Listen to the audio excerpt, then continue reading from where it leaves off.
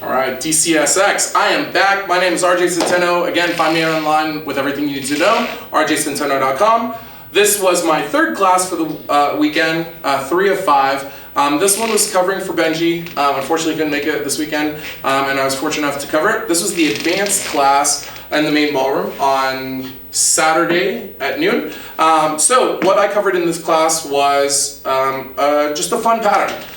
Since I had a lot of classes this weekend, today was just about patterns. And so I came up with a lot of fun transitions that you could do involving spins, grounding, turns, transitions, and trying to make it smooth and fun as possible. Yeah, so what we did, we started with the right to right, and we focused on like an inside turn movement.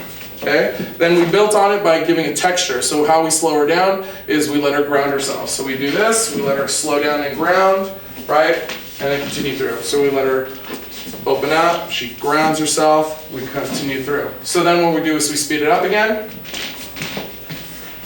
Okay.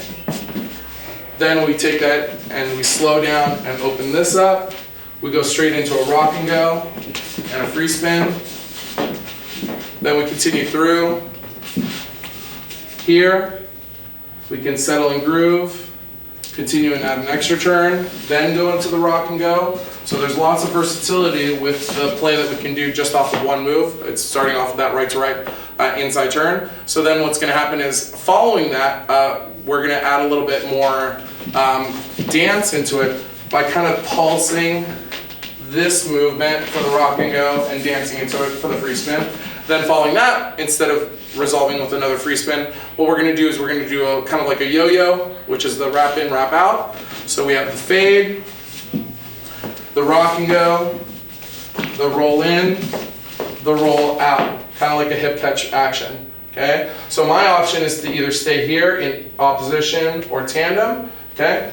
Or I can close up to her, which is also again in tandem or in opposition. Now what we're going to do here, which is really tricky, was to get the leader to sneak a movement and then lead out again. So tendency is we get here, and because the follower is kind of moving, any type of twitch, any type of movement will usually get the follower to kind of move too early and react to that. What I want again is that grounding. So we prefaced with getting the follower to learn how to texture by grounding rather than look for the connection and slow down through the connection. She's now going to ground. I now should hopefully be able to freely move on my kind of like my time and space and let her feel that she can kind of take a 2-pulse break, right? And then we can go right again into the turn.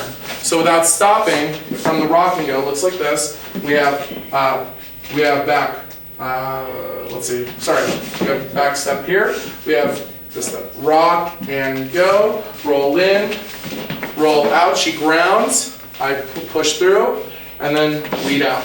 Okay, so without stopping the whole thing, right to right, ripple, body roll, yo-yo, close, leaders go, followers go, and we finish. So we had a lot of fun with that as we played it with music. We took our time and played with the variables of slowing down the turn, speeding up the turn, adding an extra turn, adding extra pulses and ripples in the rock and go part. Doing the yo-yo as many times as we needed to get to the phrase change, as well as then playing here, getting to this position, and playing with the different ways the leader could go under, and then finally the exit. So like this, where we normally had a free spin, then we can have a tandem turn where we both spin. But again, combining what we did in the first workshop, where we used mostly our body to do a shift of weight to make that happen. All right, so that was our class, the third workshop of the weekend, filling in for Benji on movement. Dance Jam Production.